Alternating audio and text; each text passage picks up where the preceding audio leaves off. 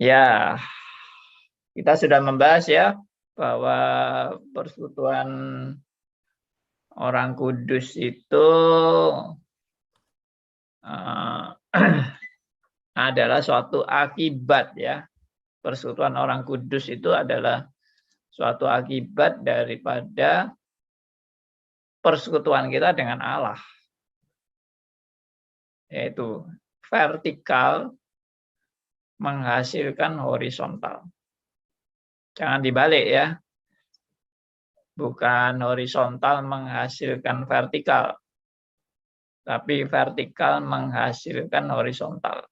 Artinya persekutuan kita dengan Allah itulah yang membuat kita mempunyai persekutuan dengan sesama.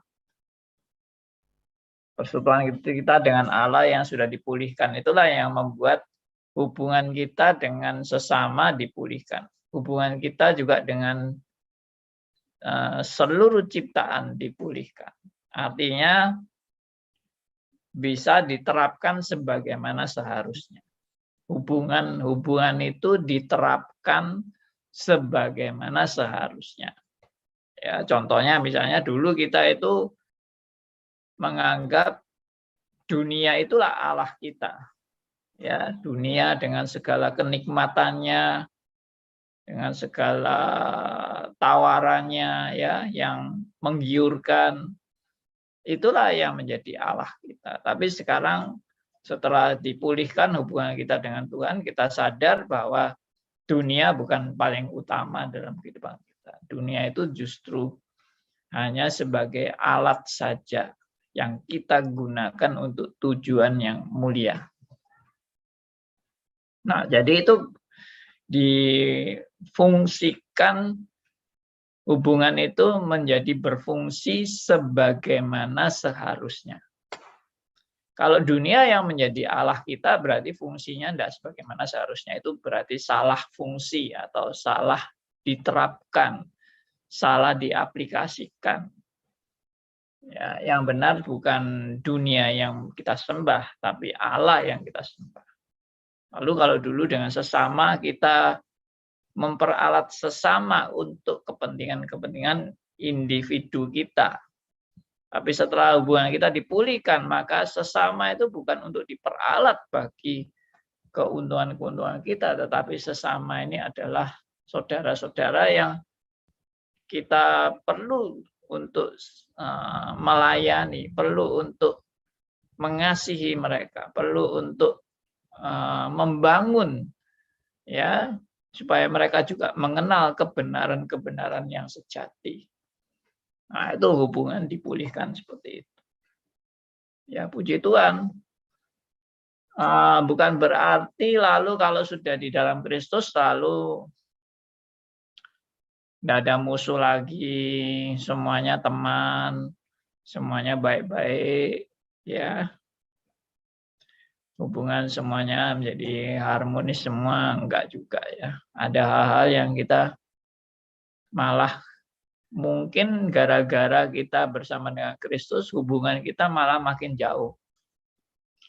Hubungan kita malah makin retak gara-gara kita di dalam Tuhan.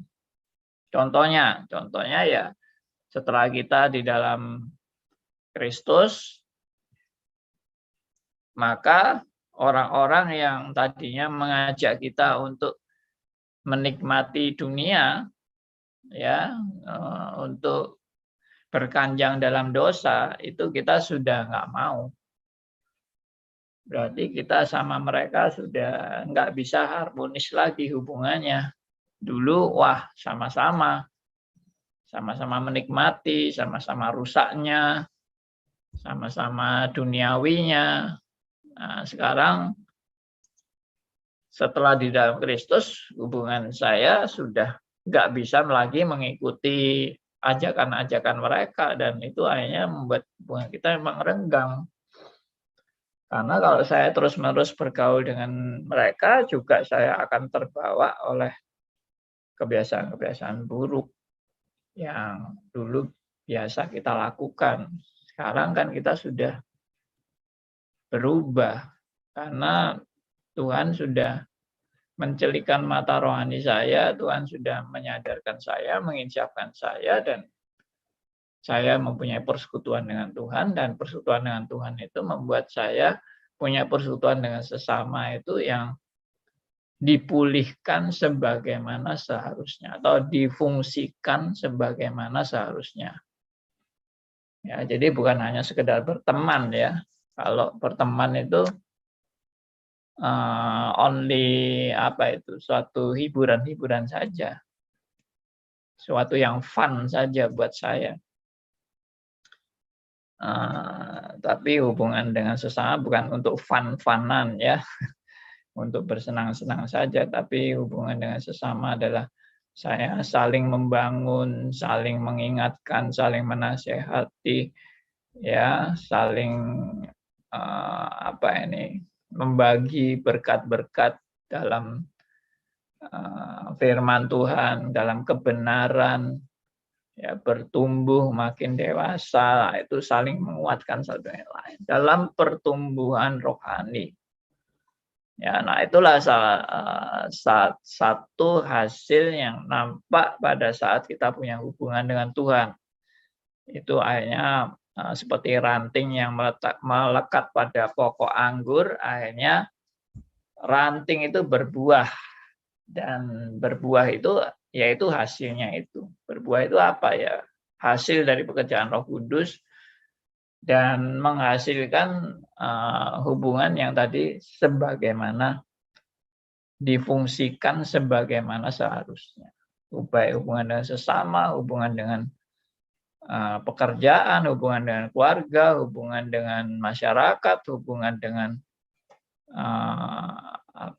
dengan seluruh alam semesta, itu dipulihkan untuk kita punya perspektif yang benar.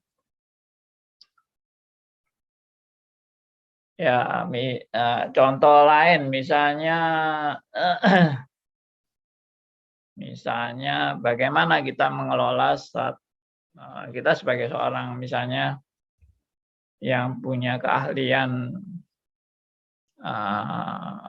tata kota misalnya begitu. Ya, ini untuk pejabat-pejabat pemerintah dan lain. Bagaimana menerapkan sebagai orang yang beriman untuk suatu tata kota yang benar gitu, yang fungsinya bagaimana seharusnya. Ya, harus memperhatikan lingkungan, harus memperhatikan kelestarian ya daripada alam alam di seputar kota itu. Ya, mungkin ada penghijauan, ya mungkin ada paru-paru di tengah-tengah kota itu yang menghasilkan oksigen yang banyak, memperhatikan aliran air supaya tidak menimbun penyakit, masalah sampah dan sebagainya. Nah, itu ada suatu hal yang difungsikan sebagaimana seharusnya. Bukan lalu pejabat yang cuma isinya korupsi aja, uang duitnya banyak, kotanya nggak karu-karuan, semrawut, dan akhirnya semua pokoknya diizinkan asal ada duit, asal ada bagian persentase yang diberikan kepada pejabat. Itu semua juga sudah tidak benar. Memang kita ini tidak ada yang sempurna dalam lingkungan ya. Kita nggak ada yang perfect, tapi menuju kepada hal yang benar, berfungsi dengan benar itu adalah harus sebetulnya. Gampangnya gini aja. Bagaimana kota Singapura dibandingkan dengan kota-kota di Indonesia? Nah, itu aja udah langsung lihat tuh. Saudara kalau pernah ke Singapura, bagaimana rapinya kota itu, bagaimana diaturnya penduduk ya, dan tempat-tempat untuk bisa dapat izin untuk usaha atau apa, nah, itu semua ada aturan, ada tata tertib bagaimana membuang sampah, bagaimana meludah, bahkan kalau meludah sembarangan bisa kena denda di sana. Itu dibuat tata tertib untuk suatu kota yang sebagaimana seharusnya sehingga kota itu boleh nyaman ya. Kejahatan juga sangat berkurang. Kenapa kejahatan berkurang? Ya karena dibuat sistem yang membuat kejahatan itu tidak gampang dilakukan. Nah itu. Nah, kalau saya lihat itu namanya difungsikan sebagaimana seharusnya. Nah, jadi orang Kristen itu begitu, difungsikan sebagaimana seharusnya. Kita tetap sadar, kita tetap orang berdosa, kita tetap ada kelemahan dan kekurangan. Tapi kita belajar bagaimana difungsikan sebagaimana seharusnya. Jadi contohnya sekarang saya sendiri, misalnya saya sudah di pensiun, saya sudah nggak mengembalakan lagi. Ya sebetulnya ya sudah waktunya saya istirahat, nganggur-ngangguran, sudah ya menikmati aja lah, mungkin habis-habisan duit, keliling sana sini ya, kalau tentunya kalau nggak ada pandemi ya, ya nggak ada ini virus COVID-19 ini. Jadi ya saya bisa hambur-hamburkan uang saya dan menikmati masa pensiun saya kan. Buat apa susah-susah, tapi saya justru mikir, saya ini sekarang sudah tidak membalakan dan waktu saya ini mau buat apa ya. Gitu. Ya puji Tuhan, Tuhan yang memberikan saya kesempatan-kesempatan untuk terus melayani. Ini semua bukan karena saya yang hebat atau saya yang cari-cari gawean, istilahnya cari-cari kesibukan daripada nganggur, enggak juga itu enggak benar. Tapi Tuhan itu yang menuntun saya, memfungsikan saya sebagaimana seharusnya sebagai anak Tuhan untuk hidup jadi berkat bagi orang lain. Ya udah saya jalani bagaimana supaya saya tetap jadi berkat bagi orang lain. Ini ada radio, ini ada stres ya. Ini ada pakai sarana YouTube ya, dan aplikasi radio di Android dan sebagainya. Ya lakukan. Semua jadi berkat. Puji Tuhan ya. Tambah lama pendengarnya tambah banyak. Peminatnya juga tambah banyak. Dan yang dapat berkat juga tambah banyak. Karena banyak yang sharing ke saya juga. Puji Tuhan. Saya sangat diberkati melalui radio ini ya. Saya dikuatkan, diteguhkan. Bahkan kalau diskusi-diskusi itu saya sungguh-sungguh dapat berkat. Sayang kalau waktunya itu dilewatkan dan seterusnya.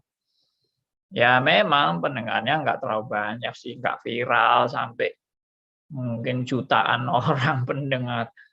Nggak ada 10.000, 1.000 aja cuma sedikit yang nonton sampai jumlahnya 1.000. Ya paling cuma 1-2 video aja yang mungkin temanya agak viral ya. Tapi itu bukan target kita sih untuk menjadi viral, untuk menjadi ribuan pendengar lalu menjadi kebanggaan prestasi YouTuber dan sebagainya, bukan. Kembali lagi untuk difungsikan sebagaimana seharusnya. Apakah kita betul-betul hidup jadi berkat bagi banyak orang, dan siaran-siaran ini boleh membangun iman saudara-saudara seiman. Ya, mungkin mereka ada yang sakit, butuh penghiburan, dengar aja radio kami. Ya, mereka yang butuh dengar khotbah-khotbah yang membangun iman, ya dengarkan. Ya, gratis, nggak ada bayar. Kita tidak menarik iuran kepada Anda. Ya, kecuali Anda punya beban, wah saya ingin ikut membantu radio ini, siaran-siaran ini untuk semakin jadi berkat.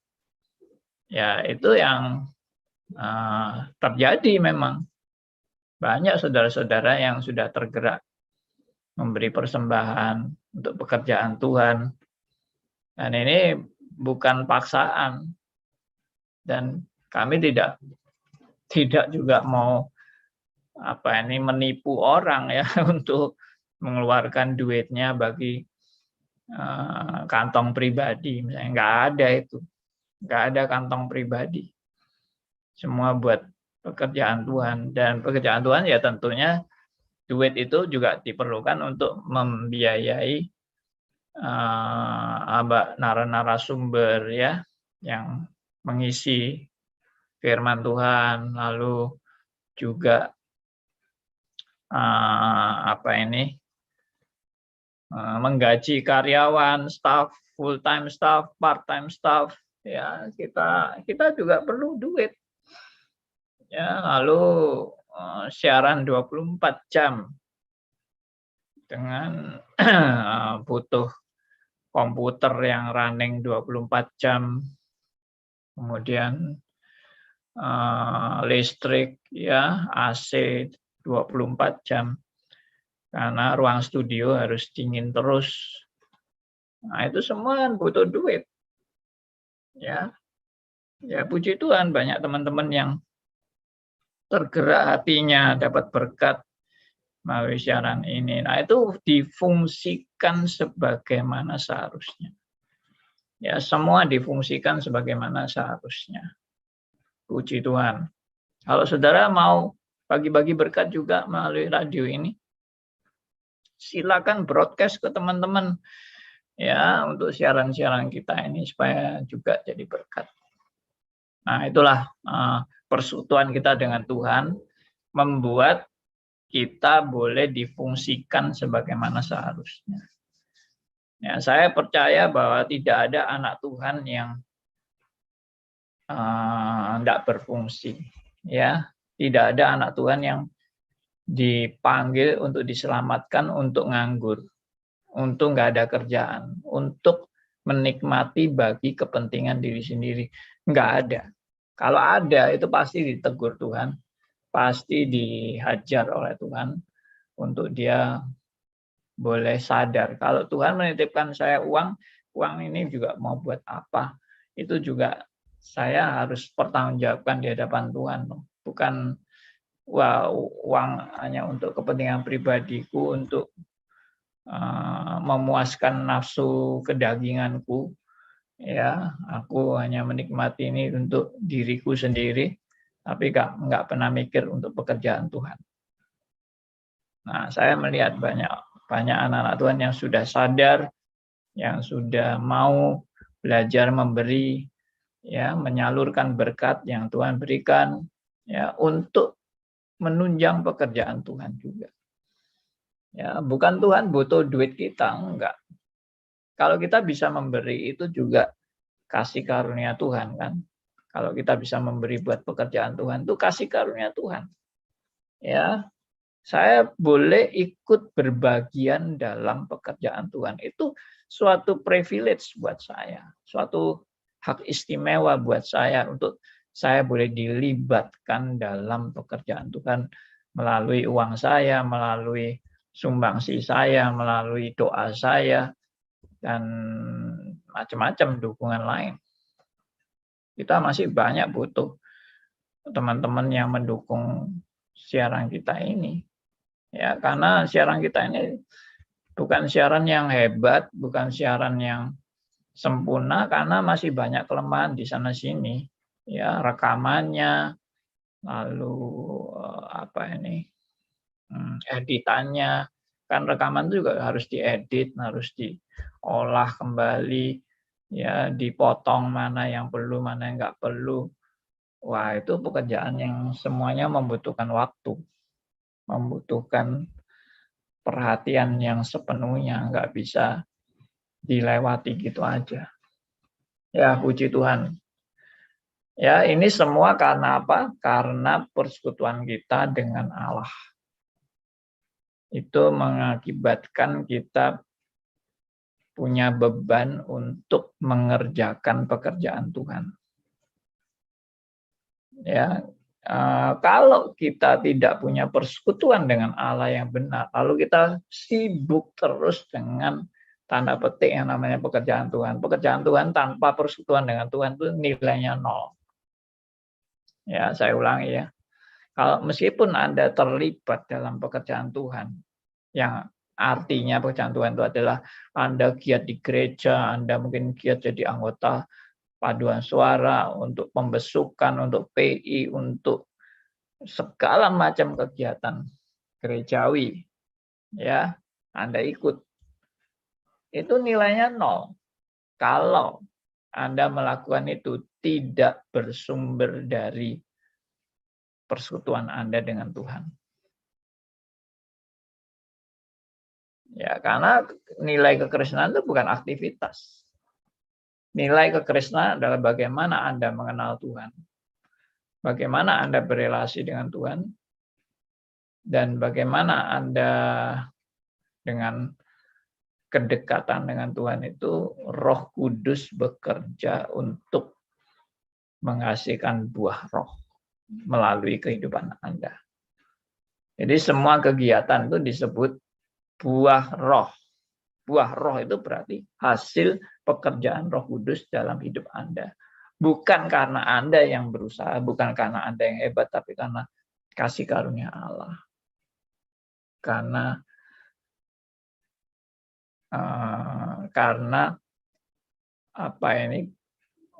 sumber untuk kita bisa menghasilkan buah itu mengalir melalui ranting yang melekat pada pokok anggur. Sehingga ranting itu berbuah. Dari mana dia bisa berbuah? Karena melekat pada pokok anggur. Nah, melekat pada pokok anggur itu menggambarkan persekutuan kita dengan Allah Tritunggal, persekutuan kita dengan Yesus Kristus, sehingga persekutuan itu menghasilkan buah roh yang hasilnya itu juga untuk kemuliaan bagi Allah.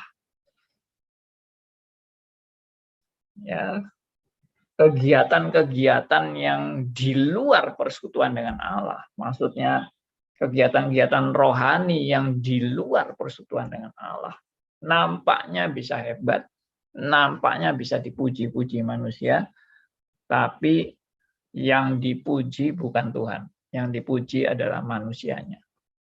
Bisa begitu. Ya, contohnya misalnya hamba Tuhan yang bisa menghasilkan karya-karya hebat, spektakuler, yang luar biasa. Wah, seluruh jemaat kagum dengan hamba Tuhan ini dan memuliakan hamba Tuhan ini, dan wah, sampai menyembah-nyembah hamba Tuhan ini menjadi dewa, menjadi kultus. Dan itu mengerikan sekali kalau seperti itu. Ya. Dan itu buahnya itu bukan buah untuk kemuliaan Tuhan, buahnya itu untuk kemuliaan manusia. Dan itu tidak dikehendaki Tuhan, dan itu bukan berfungsi sebagaimana seharusnya. Itu sudah penyimpangan dari sebagaimana seharusnya. Ya, puji Tuhan. Ya, saya sangat banyak diingatkan oleh firman Tuhan mengenai hal-hal seperti ini, sehingga itu bukan yang kami cari. Ya, kemuliaan untuk diri kami itu bukan yang kami perjuangkan.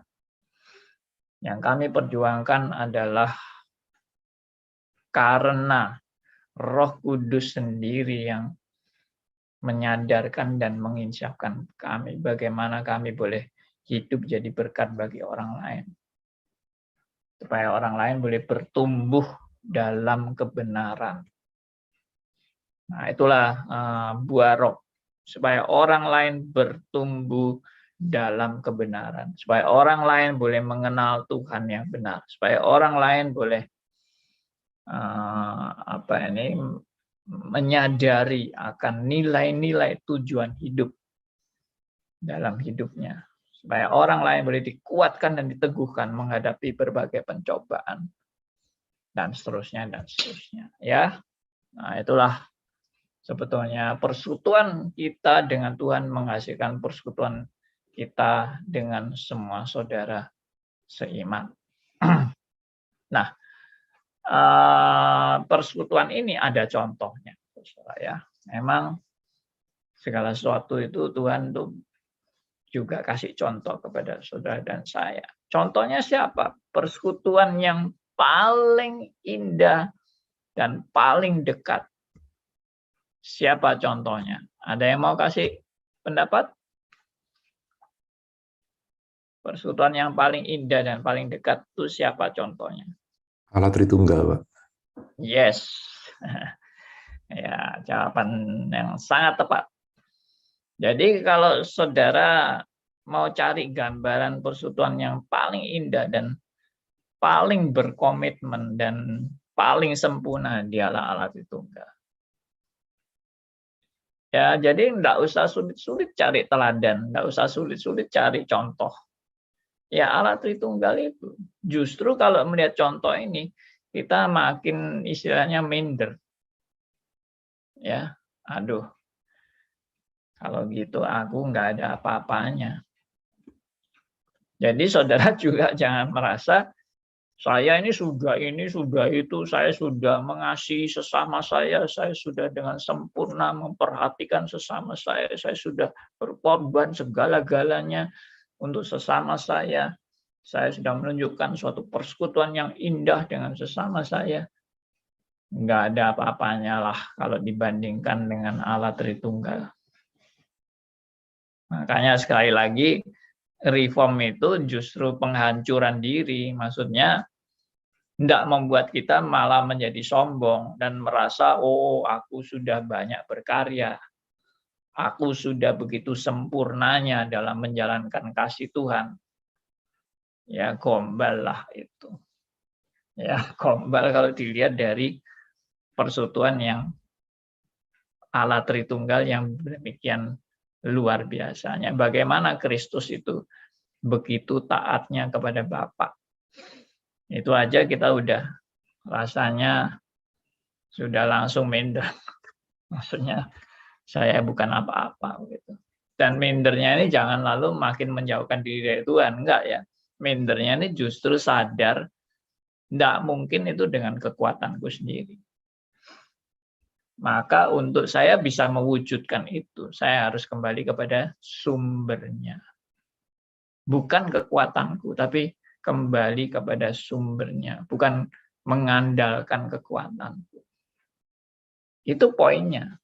Poinnya menjadi orang percaya adalah saya memang kalau melihat itu saya minder, saya merasa tidak mungkin berhasil, saya merasa nggak mungkin saya bisa. Ya memang benar, Tuhan mau menunjukkan pada saudara dan saya bahwa saudara dan saya tidak mungkin berhasil dengan kekuatan Anda. Tidak mungkin bisa, tidak mungkin sanggup. Ya memangnya karena saudara bukan Allah Tritunggal. Saudara bukan pencipta. Saudara adalah ciptaan dan ciptaannya sudah jatuh dalam dosa. Lalu mau apa? Tidak ada jalan lain kecuali kembali melekat kepada sumbernya. Carang itu melekat pada pokok anggurnya. Sudah, simple. Itu bukan lalu menjadi suatu beban yang berat bagi Anda untuk Anda harus menghasilkan sesuatu bagi Tuhan, seolah-olah itu akan menjadi karya Anda. Sesuatu itu adalah karya Anda bagi Tuhan. Ya, hadiah Anda bagi Tuhan. Itu omong kosong. Itu ajaran Arminianism yang merasa bisa memberi hadiah kepada Tuhan. Ya, bahkan ajaran Arminianism itu mengajarkan iman itu adalah hadiah dari manusia kepada Tuhan. Iman itu. Saya mau beriman. Itu adalah hadiah saya dari Tuhan. Ngaco enggak? Ya benar-benar ngaco lah. Karena iman itu anugerah Tuhan. Bukan kita yang menghadiahkan Tuhan. Ini Tuhan aku mau beriman kepadamu. Ini hadiah bagimu. Enggak. Saya bisa beriman itu aja adalah anugerah Tuhan. Itu bagian pekerjaan Tuhan dalam kehidupan kita. Ya, saya bersyukur sekali karena Tuhan sudah memberikan suatu contoh teladan persekutuan yang luar biasa. Ya. Nah, ini bahannya. Pertanyaan 55 itu apa arti persekutuan orang kudus menurut saudara? Pertama, bahwa semua orang beriman dan tiap-tiap orang beriman secara perseorangan sebagai anggota Tuhan Kristus mendapat bagian dalam Dia, dalam semua hartanya serta semua karunia-Nya. Ya. Nah, lalu ayatnya ini adalah sorry, ini mungkin kelewatan. Mestinya 54 ya. Sorry, betul ya. 55. Nah, ayatnya adalah 1 Korintus 12 ayat 12 dan 14. Ya. Nah, jadi kalau kita lihat sampai kita boleh punya persekutuan itu adalah karena kita sudah menjadi anggota dari tubuh Kristus. Ya. Oke. Kemudian yang kedua, tiap-tiap orang percaya harus menyadari kewajibannya untuk dengan sukarela dan gembira mempergunakan segala karunia yang didapatnya demi kebaikan dan keselamatan anggota lain. Nah, ini mengingat orang lain, tidak berorientasi pada diri sendiri, tapi kepada orang lain. Orang yang sudah di dalam Tuhan tidak lagi berorientasi pada keakuan, tetapi kepada bagaimana hidupku boleh jadi berkat bagi orang lain. Ya, pergunakanlah segala sesuatu. Seperti tadi misalnya paling gampang, Anda dapat broadcast ini, bagikan kepada teman-teman lain. Siapa tahu dia lagi membutuhkan. Siapa tahu dia lagi, tanda petik, hidupnya lagi kosong dan mencari sesuatu. Kita kan nggak tahu kan. Makanya saya juga broadcast sebanyak-banyaknya. Mungkin saya sekali broadcast itu bisa mencapai kurang lebih 500 orang dengan WA group dan broadcast kepada banyak orang. Saya sekali kirim itu bisa 500 orang. Ya. Saudara misalnya tergerak itu, ayo saya juga bagikan. Nah, itu juga salah satu contoh saja dari Anda menjalankan peran Anda untuk jadi berkat bagi orang lain. Mungkin ada teman Anda yang sakit di rumah sakit, kesepian, ya nggak ada yang nemani atau nggak ada yang menghibur. Kasih ini khotbah dan apa. Sekarang semua sudah ada di YouTube. Saudara bisa pilih YouTube mana yang betul-betul bisa jadi berkat buat dia. Nah, itu kan sudah menjalankan fungsi sebagai anggota tubuh Kristus yang saling menguatkan satu dengan yang lain. Ya, itu yang paling sederhana. Yang lain bisa yang lebih advance dari itu. Anda bisa mungkin membuat ringkasan buku untuk dibagikan atau artikel-artikel, ya, atau juga bisa ada sukarelawan yang mau bantu radio kami, misalnya saya bantu edit khotbahnya atau bantu untuk memberi dana bagi radio ini atau apa, ya terserah. Semua banyak cara untuk kita bisa mewujudkan persekutuan orang kudus ini. Oke, saya berhenti sampai di sini. Mungkin ada teman-teman yang mau menanggapi, mau meresponi, ya, mau bersaksi, silakan. Pagi, Pak Andi. Ya, Pak Elia, silakan, Pak Elia. Tolong bantu saya, Pak. Tadi barusan saya buka WA grup saya, BG.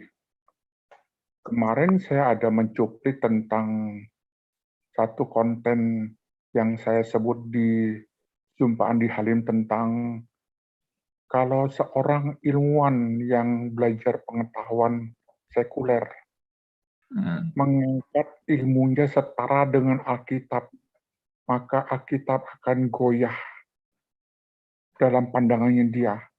Bahkan Alkitab itu akan turun kebenarannya. Lalu ditanggapin oleh seorang rekan dari komunitas gereja saya. Bagus sekali. Kemudian secara tanda kutip kebetulan ada seorang mengirimkan tentang satu audio atau video tentang ilmu 100 minus 1 sama dengan 0.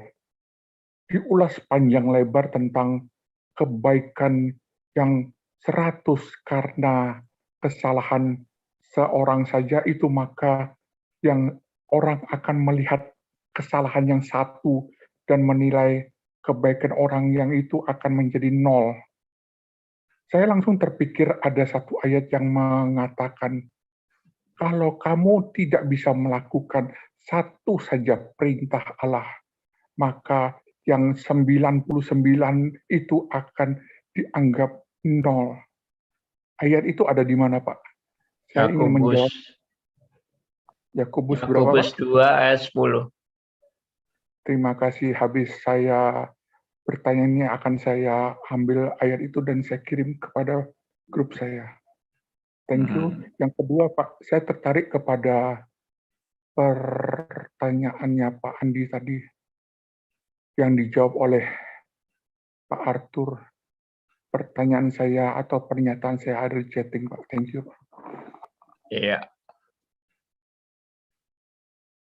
Coba saya lihat chattingnya.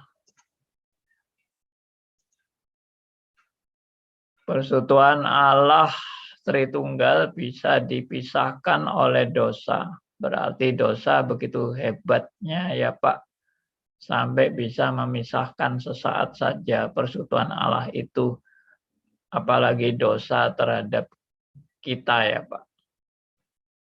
Iya. Jadi Tuhan Yesus harus menanggung akibat dosa, sehingga Tuhan Yesus harus mengalami maut, yaitu terpisah dari Allah. Dan memang itu adalah dahsyat. Dahsyatnya pengorbanan Kristus adalah karena dia memang harus terpisah dengan Allah. Dan itu harga yang paling mahal karena perpisahan dengan Allah. Ya, kalau nggak ada perpisahan dengan Allah itu nggak ada mahalnya kok pengorbanan Kristus. Kalau Kristus hanya nilai pengorbanan Kristus itu hanya karena dicambuk, ya, karena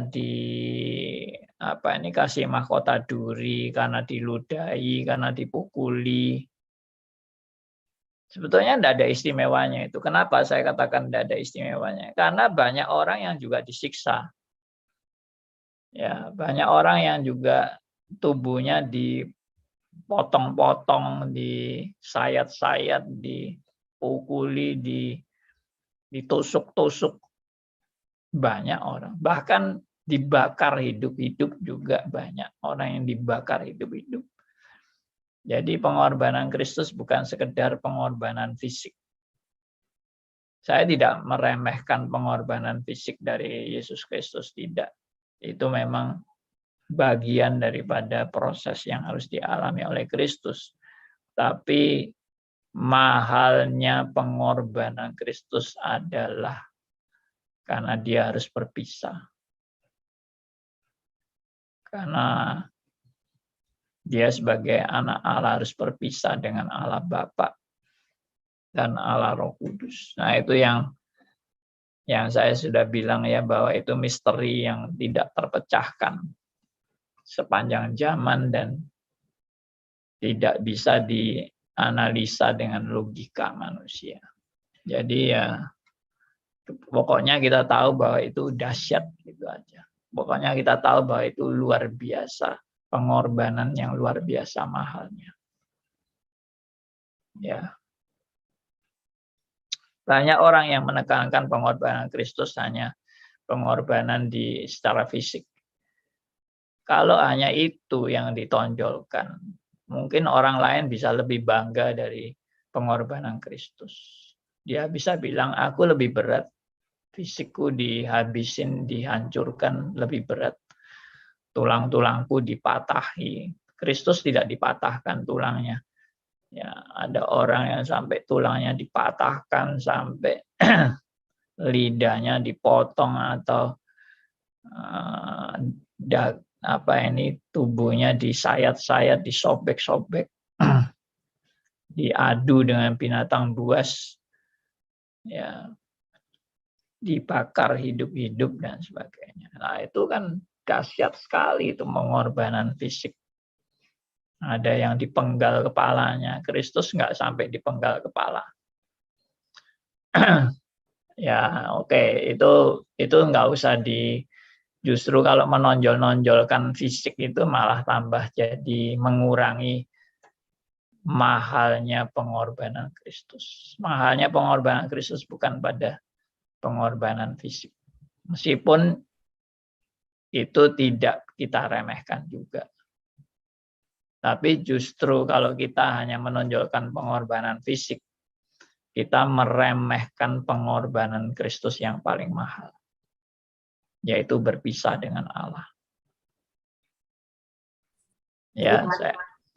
Ya, silakan Bu Willy.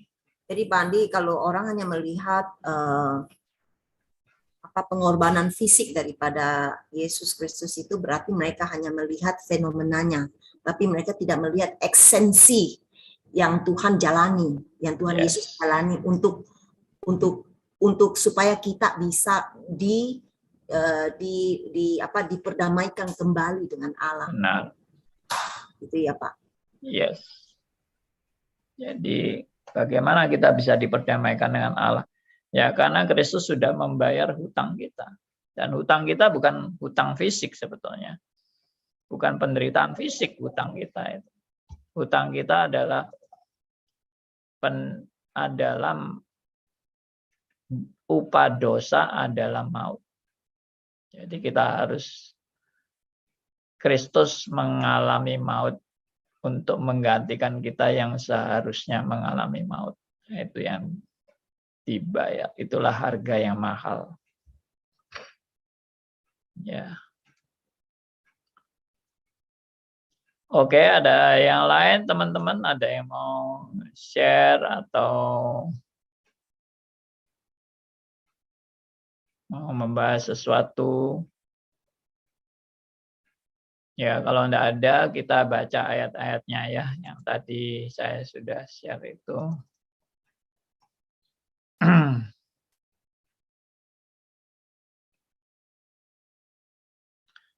Ayatnya kita baca di 1 Korintus 12 ayat 12 dan 14. Ya. Coba tolong ada yang mau bacakan buat kita 1 Korintus 12 ayat 12 dan 14.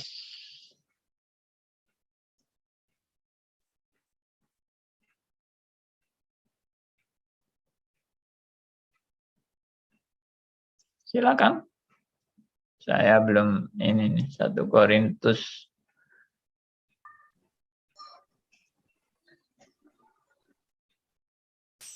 Saya bacakan ya. Oh ya, silakan Bu Ermalina. 1 Korintus 12 ayat 12 sampai 14 berkata demikian. Banyak anggota tetapi satu tubuh. Karena sama seperti tubuh itu satu dan anggota-anggotanya banyak dan segala anggota itu sekalipun banyak merupakan satu tubuh, demikian pula Kristus.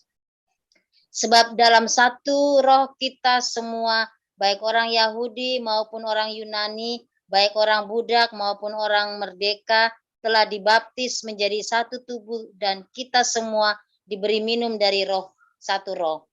Karena tubuh juga tidak terdiri dari satu anggota, tetapi atas banyak anggota. Andai kata kaki berkata, karena aku bukan tangan, aku tidak termasuk tubuh. Ya,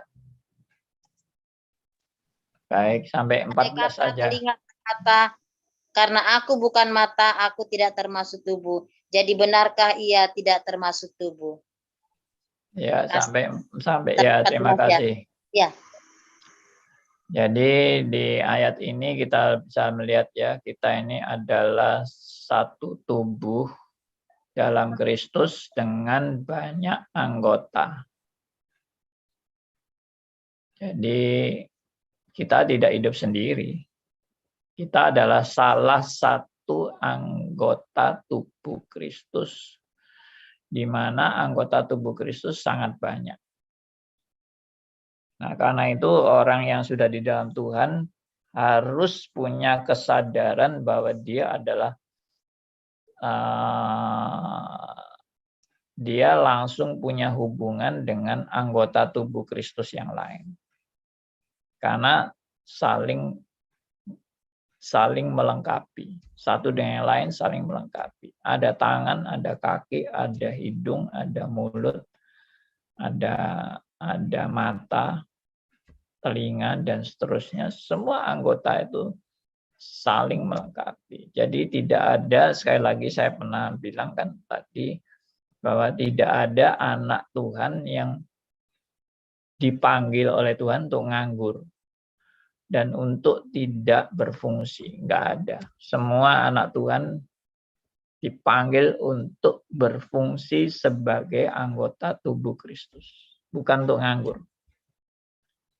Ya, meskipun Anda mengalami sakit, penyakit dan sebagainya, seperti stroke dan sebagainya, seperti Pak Elia yang juga pernah merasa dirinya sudah tidak berguna dan tidak bisa berfungsi. Saya waktu itu juga beri penghiburan dan kekuatan agar Pak Elia meskipun stroke masih bisa berfungsi, masih bisa berperan untuk menjadi berkat bagi orang lain, masih bisa membagi berkat. Nah, sekarang Pak Elia sudah betul-betul menjalankan peran sebagai anggota tubuh Kristus yang boleh menjadi berkat. Ya, dan kita semua, ya, apalagi yang sehat, yang nggak sakit apa-apa, masa nggak bisa berperan? Saya nggak percaya.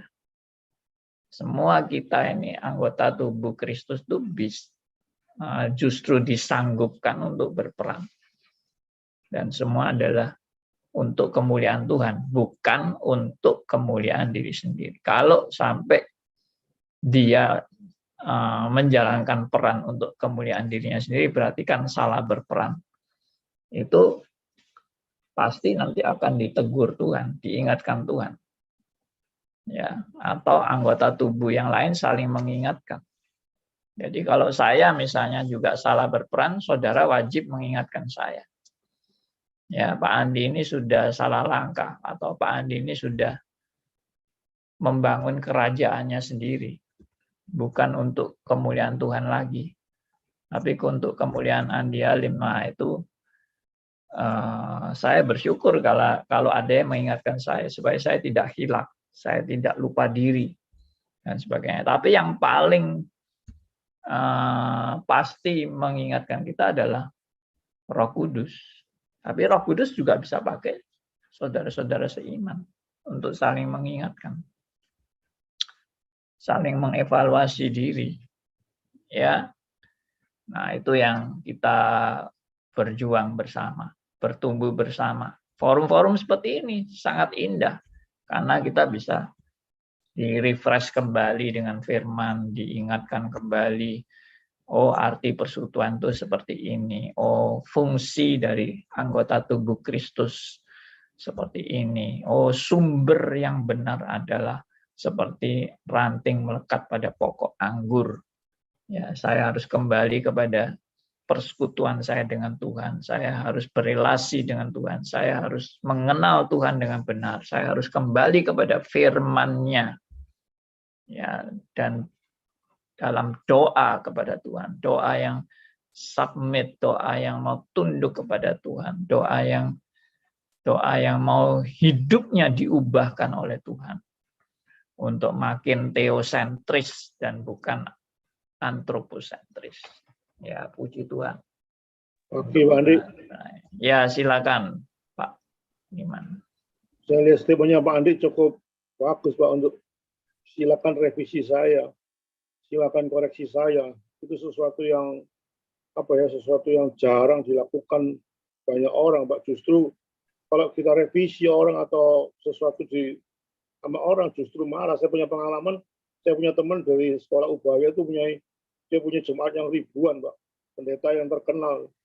Terus ketuanya baik, Pak, baik sehingga mati. Ada reuni-reuni, tapi begitu ajarannya saya revisi sedikit aja gitu, muaranya luar biasa, Pak. Dan saya langsung dikeluarkan dari Zoom itu. Jadi Gitu ya. orang tertentu yang memang direvisi gitu sudah nggak mau tambah marah gitu. Itu yang dilakukan seringkali gitu, Pak. Bukan seperti Pak Andi. Oke lah kita revisi, apa kita pelajari sama-sama, Mbak. Kamu itu kenyataannya gitu, Pak, yang saya alami, Pak. Jadi saya juga bingung, Pak. Revisi apa marah apa enggak, itu bingung saya. Karena kenyataannya dia dulu sama saya dekat setengah mati, begitu dia pendeta besar, dari revisi sebentar ngamuknya luar biasa, Pak. Itu yang terjadi, Pak Adi. Saya ya ini bukan mau menghakimi ya, tapi saya sedih kalau saya melihat hamba-hamba Tuhan tertentu itu sudah jadi kayak dewa. Omongannya kayak menggantikan Allah, sudah menggantikan Allah. Bahkan dia sudah menjadi Allah. Sehingga tidak bisa dikoreksi lagi, nggak bisa diingatkan. Wah, itu sebenarnya menyedihkan sekali. Dan itu ya tinggal tunggu Tuhan yang pukul aja sudah. Kalau Tuhan yang pukul ya sudah beres. Ya kan? Gampang kok, kalau Tuhan mau pukul tuh gampang. Kasih stroke aja, sudah selesai. Orang kalau sudah stroke tuh mau sombong apa lagi. Ya, kalau stroke-nya mungkin tidak terlalu berat, ya mungkin masih bisa aja sombong. Kalau stroke sudah nggak bisa ngomong, nggak bisa bergerak apa-apa, tinggal tidur di ranjang, cuma bisa mencucurkan air mata. Lu mau sombong apa lagi? Ya. Pak Andi. Boleh tanya Pak Andi? Oh ya Pak Kegi Oh, dulu. ya. Pak Kegi ya monggo. Ya Pak Andi, saya mendengarkan Pak Andi tentang itu Pak Alia dulu waktu susah-susahnya stroke itu. Sekarang ini Pak Alia saya lihat, waduh luar biasa itu YouTube-nya Pak Andi Halim disebarkan kemana-mana. Ini saya pikir dia pasti mendapatkan mahkota kehidupan di surga. Amin. Pak Kegi bernubuat ini. Mau ikut istri. Bukan itu yang aku cari. Ya, puji Tuhan lah. Enggak, enggak apa-apa. Itu penginjilan itu namanya. Semua kasih karunia Tuhan. Enggak usah disangkari. Semangat terus, semangat, Pak Alia. Semangat terus, sebarkan terus. Itu penting. Bukan itu memang. Kalau kamu enggak sebarkan ya, itu YouTube enggak dilihat orang. Enggak dilihat. Harus disebar terus. Maksudku bukan mahkota yang aku cari. Iya, itu hanya pikiranku. Ya, nubuatnya Pak Kegi. Ya, aku sesat. Ini namanya merevisi kalimatnya Pak Kegi, Allah, Pak Pendeta Liman merevisi. Kalau sampai geledek yang merevisi pendeta itu Amsyong, Pak. Maksudnya nubuatnya Pak Keki jangan berlebihan, nanti menjatuhkan, bukannya mengitu. Oke, Bu Tripi silakan. Tadi mau tanya apa, Bu Tripi? Ya, ini agak keluar dari ini katekisasi ini ya. Tempat saya itu sulit cari majelis kalau sudah 2 periode, 1 periodenya itu 3 tahun, Pak Andi Halim. Jadi kalau 2 periode nanti kan sudah selesai. Ya. Tapi itu sulit sekali kalau cari pengganti majelis. Itu kira-kira supaya warga itu terutama yang muda-muda itu mau jadi majelis, itu bagaimana ya Pak? Terima kasih atas sarannya. Ya, suruh ikut stris saja, Bu. Betul sekali itu. Yang muda-muda itu suruh ikut stris, belajar baik-baik firman Tuhan sehingga mengerti panggilan Tuhan bagi kehidupannya. Dan juga berani Pak, kalau sudah ikut stris pasti berani sudah gitu. Begini, banyak orang mau jadi majelis tapi nggak dibekali baik-baik. Menurut saya lebih baik jangan jadi majelis kalau nggak punya bekal pengenalan firman yang benar. Anda menjadi majelis yang justru merusak gereja. Nah, saya sendiri soalnya pernah mengalami bagaimana saya menjadi pengurus gereja. Nggak ngerti apa-apa, nggak ngerti kekristenan. Saya cuma Kristen KTP, tapi bisa punya jabatan di gereja. Nah, itu sebetulnya sangat-sangat buruk.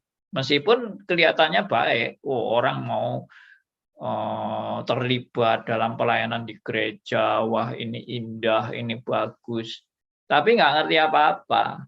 Nggak ngerti firman, nggak ngerti teologi, nggak ngerti kelahiran baru, ya pekerjaan proses pengudusan, keselamatan, ngertinya cuma teori-teori toh. Nah, parah kalau majelis terdiri dari orang-orang yang nggak paham kebenaran ini atau tidak hidup dalam kebenaran. Majelis yang tidak pernah mengalami kelahiran baru, pertobatan sejati, itu mengerikan sekali sebetulnya. Dan itu banyak terjadi pada gereja-gereja yang sudah established, yang umurnya udah ratusan tahun atau sudah ya pokoknya hampir 100 tahun umurnya sudah mentradisi. Akhirnya memang bahaya besar bagi gereja yang umurnya udah ratusan tahun itu. Akhirnya bergereja itu cuma seperti berorganisasi. Dan itu menyedihkan. Ya, terima kasih Pak Andi. Ya, terima kasih sama-sama Bu. Oke, kita tutup dalam doa ya. Kita sudah jam 10 lewat 4 menit. Jadi kita bersyukur pada Tuhan karena persekutuan kita dengan Tuhan membuat persekutuan kita dengan sesama menjadi lebih berfungsi sebagaimana seharusnya menurut firman Tuhan. Ya, puji Tuhan. Saya minta Pak Johan ya, boleh menutup dalam doa Pak Johan. Baik, mari kita satu dalam doa. Tuhan, kami mengucap syukur kepadamu ya Bapa di surga untuk kesempatan begitu indah yang Tuhan boleh anugerahkan bagi kami. Kami sudah belajar tentang kebenaran firman Tuhan pagi hari ini melalui hamba-Mu Bapak Pendeta Andi Halim. Biarlah kebenaran ini makin meneguhkan dan menguatkan kehidupan beriman kami, makin kuat dan makin kokoh sehingga kami tidak terombang-ambing. Kami sadar Tuhan banyak kelemahan kami untuk melengkapi diri kami. Biarlah Roh Kudus bimbing dan pimpin kami terus. Makin hari terus kami diberi pengajaran demi pengajaran oleh hamba-Mu ini. Terima kasih, kami mengerti betul bahwa hakikat persekutuan dengan Tuhan secara baik dan benar itu membawa dampak dalam kehidupan juga dengan orang lain. Sebagai satu persekutuan, sebagai tubuh Kristus. Terima kasih Tuhan. Kami berdoa menyerahkan hamba-Mu Bapak Pendeta Andi Halim dalam seluruh karya layan yang Tuhan anugerahkan. Bahkan dalam kehidupan dengan keluarga, istri dan anak-anak terkasih. Tuhan berkati dalam kekuatan dan kesehatan. Juga kami menyerahkan seluruh karya layan yang begitu banyak yang Tuhan ingin serahkan dan sediakan. Berkati kami semua yang sudah mengikuti acara ini Tuhan. Juga pada malam nanti kami akan ketemu kembali. Tuhan, kami percaya anugerah-Mu cukup menopang kami semuanya. Ampuni dosa dan salah kami Bapa. Ini syukur dan doa kami. Terpujilah Kristus Yesus Tuhan. Amin. Amin.